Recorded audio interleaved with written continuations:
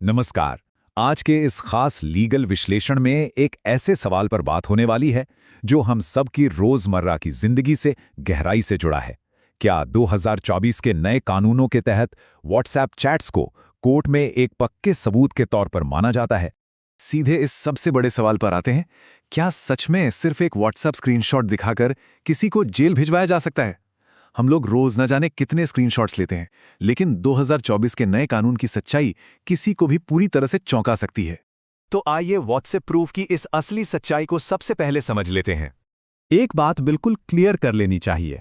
हाँ, WhatsApp chat court में एक वैलिड एविडेंस यानी मान्य सबूत बिल्कुल हो सकती है, लेकिन, और ये बहुत बड़ा लेकिन है, ये अपने आप में कोई फाइनल प्रूफ या अंतिम प्रमाण नहीं बनती। मतलब सिर्फ एक चैट दिखा दी और सामने वाला दोषी साबित हो गया, ऐसा बिल्कुल नहीं होता। असल में कोर्ट किसी भी डिजिटल सबूत को देखकर तुरंत फैसला नहीं सुनाती। उनकी अपनी एक पूरी वेरिफिकेशन चेकलिस्ट होती है। मुख्य रूप से दो चीजें बहुत ही बारीकी से देखी जाती हैं। पहला, क्या पेश की गई चैट वाकई असली है, और दूसरा, कहीं उसमें कोई छेड़छाड़ या कोई एडिटिंग तो नहीं की गई है।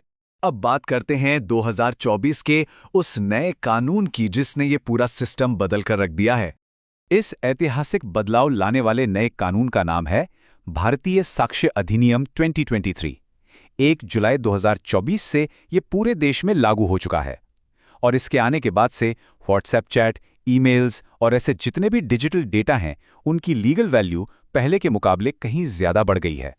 लेकिन इस कानून को सही से समझने के लिए प्राइमरी और सेकेंडरी एविडेंस के अंतर को समझना बहुत जरूरी है। देखिए, कोर्ट सबूतों को दो हिस्सों में बांटती है। बाईं ओर है प्राइमरी एविडेंस का कॉन्सेप्ट। अगर वो ओरिजिनल फोन जिसमें एक्चुअली वो चैट हुई थी वही सीधे कोर्ट में पेश कर दिया जाए तो उसे एक बेहद मजबूत प्राइमरी एविडेंस माना जाता है।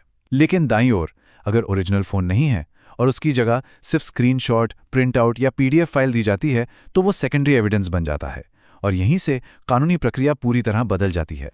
और इसी सेकेंडरी एविडेंस के लिए नए कानून में एक बेहद बेहद जरूरी नियम है, सेक्शन 63। शायद पुराने कानून का 65B रूल याद हो, बस वही अब नए भारतीय साक्ष्य अधिनियम में सेक्शन 63 बन गया है। अगर ये सेक्शन फॉलो नहीं किया गया तो उन स्क्रीनशॉट्स की कोर्ट में जीरो लीगल वैल्यू होती है। तो ये सर्टिफिकेट कब और क्यों चाहिए होता है? सिंपल सी बात है, अगर कोर्ट में कोई भी स्क्रीनशॉट, प्रिंट आउट या पीडीएफ फाइल जमा की जा रही है तो सेक्शन 63 का सर्टिफिकेट देना एकदम मैंडेटरी है। यही वो सर्टिफिकेट है जो कोर्ट को पूरी तसल्ली देता है कि डेटा 100% जेन्युइन है और किसी सॉफ्टवेयर से एडिट नहीं किया गया है। आइए अब देखते हैं कि इस नए कानून में 4 सबसे बड़े बदलाव क्या हुए हैं। इस पूरे बदलाव के 4 मुख्य अपडेट्स हैं। पहला, डिजिटल डिवाइस जैसे मोबाइल या लैपटॉप को अब कानूनी रूप से कागजी डॉक्यूमेंट के बराबर ही माना जाएगा। दूसरा बड़ा अपडेट, अगर कोर्ट को जरा सा भी शक होता है तो वो अनिवार्य रूप से फोरेंसिक वेरिफिकेशन का ऑर्डर दे सकती है। तीसरा, साइबर क्राइम के मामलों में अब पहले से कहीं ज्यादा सख्त सजा का प्रावधान है।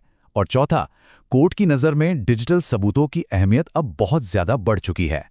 इसे एक प्रैक्टिकल केस स्टडी से समझने की कोशिश करते हैं। मान लीजिए व्हाट्सएप पर किसी को कोई धमकी भरा मैसेज आता है, तो केस मजबूत कैसे बनेगा? स्टेप 1, ओरिजिनल फोन को बिल्कुल सुरक्षित रखना है। उसे ना तो बेचना है और ना ही रीसेट करना है। स्टेप 2, उस पूरी चैट का एक फुल बैकअप जरूर लेना है। और स्टेप 3, अगर किसी वजह से फोन जमा करना संभव नहीं है तो स्क्रीनशॉट्स या पीडीएफ के साथ सेक्शन 63 का सर्टिफिकेट हासिल करना बहुत जरूरी है। ये तीनों चीजें मिलकर केस को बहुत सॉलिड बना देती हैं। तो ऐसी स्थितियों में डिजिटल सुरक्षा के लिए कौन सी टिप्स याद रखनी चाहिए? कुछ बेस्ट प्रैक्टिसेस हमेशा ध्यान में रखनी चाहिए। पहला उसूल, विवाद होने पर एविडेंस वाली चैट को भूलकर भी डिलीट नहीं करना चाहिए। दूसरी बात, सिर्फ एक स्क्रीनशॉट लेकर निश्चिंत नहीं होना है, बल्कि चैट का फुल बैकअप रखना जरूरी है। तीसरी, ओरिजिनल डिवाइस को हमेशा महफूज रखना चाहिए। और आखिरी टिप, बिना वक्त बर्बाद किए जितना जल्दी हो सके लीगल एक्शन लेना चाहिए। अगर इस पूरे विश्लेषण का एक निचोड़ निकाला जाए तो वो ये है, सिर्फ एक स्क्रीनशॉट दिखाकर किसी को नहीं फंसाया जा सकता। 2024 के नए कानून में सही लीगल प्रोसेस फॉलो करना ही सबसे बड़ा प्रूफ है। कोर्ट सिर्फ तस्वीरों या जज्बातों पर नहीं, बल्कि एक तय कानूनी प्रक्रिया और प्रामाणिकता पर ही भरोसा करती है। कानून तो बदल गया है, डिजिटल सबूत मजबूत भी हो गए हैं, लेकिन यहां एक बड़ा सवाल सोचने पर मजबूर करता है। क्या हमारा डिजिटल डेटा अब वाकई पूरी तरह से सेफ है? ये सोचने वाली बात है। आसान भाषा में ऐसी ही गहरी कानूनी जानकारी के लिए आदर्श लीगल वर्ल्ड चैनल से जुड़कर इसे सब्सक्राइब किया जा सकता है और इस एक्सप्लेनर को ज़्यादा से ज़्यादा लोगों तक शेयर किया जाना चाहिए ताकि सभी को सही जानकारी मिल सके। इस ज्ञानवर्धक सफ़र में जुड़ने के लिए बहुत बहुत धन्यवाद।